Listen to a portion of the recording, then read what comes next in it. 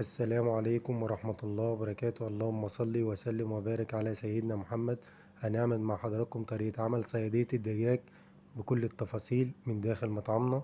ياريت حضراتكم تشتركوا في القناة وتدعمونا بلايك عشان يصل لحضراتكم كل جديد. وزي ما شايفين حضراتكم كده رزية طويلة ومستوية كويس، حاجة روعة وأكلة خفيفة وبسيطة. زي ما انتوا شايفين حضراتكم الدجاج واخد سوا حوالي 45 دقيقة زي ما بتكلم مع حضراتكم في كل الفيديوهات. طبعا احنا بنحط الحشو بتاعنا على الصيادية بطاطس مقلية، وبنبدأ في التفاصيل. بنجيب حوالي 3 كيلو بصل و5 حبات أو وحدات فلفل قطع صغيرة، ونبدأ بالبهارات بتاعتنا. كمون 4 معالق كمون، معلقتين كزبرة، 4 معالق فلفل أسود حسب الكمية، وحضراتكم الزيت 2 لتر زيت. وبنبدأ نحط الزيت بتاعنا زي ما حضراتكم شايفين كده. طبعا حضراتكم الزيت بيسخن ويبدأ نحط البصل، حوالي 3 كيلو بصل حسب الكمية اللي عندي. أنا حضراتكم هعمل 10 كيلو رز بسمتي.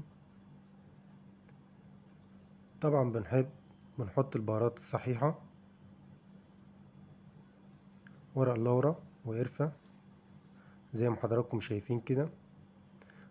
طبعا التوم يا جماعة أهم حاجة، حوالي 4 معالق توم، والملح حسب الرغبة أو حسب الكمية. وبنبدأ نقلب البصل بتاعنا. طبعا ما بياخد لون بننزل بالتوم بتاعنا.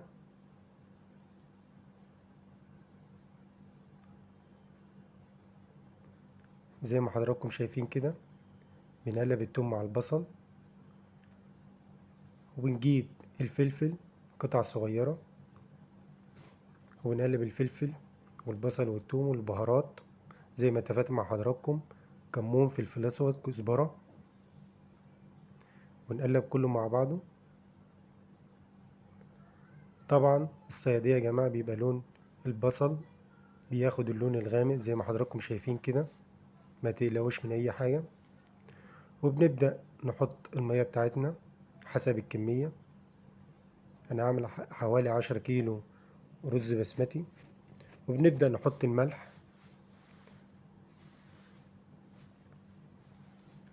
بنبدأ ننزل الدجاج بتاعنا زي ما حضراتكم شايفين كده. الدجاج بياخد سوا حوالي 45 دقيقة. بعد 45 دقيقة بنبدأ نرفع الدجاج بتاعنا.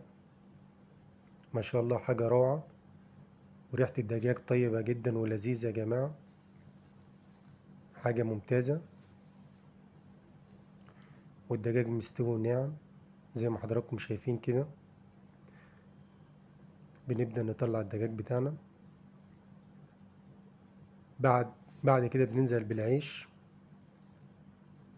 زي ما انتوا شايفين كده. بننزل بالعيش بتاعنا، نقلب تقليبة واحدة حوالي 2 سنتي يا جماعة مية العيش. بعد السوا بياخد حوالي ربع ساعة بنطلع العيش بتاعنا. ما شاء الله حاجة روعة وجميلة وممتازة زي ما حضراتكم شايفين كده. رزية طويلة ما شاء الله، والريحة يا جماعة طلع عليا ما شاء الله ريحة جميلة وممتازة.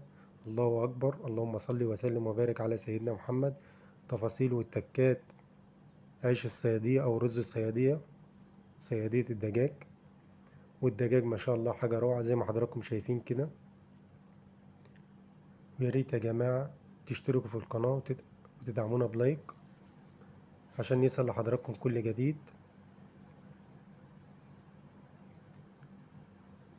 والسلام عليكم ورحمة الله وبركاته.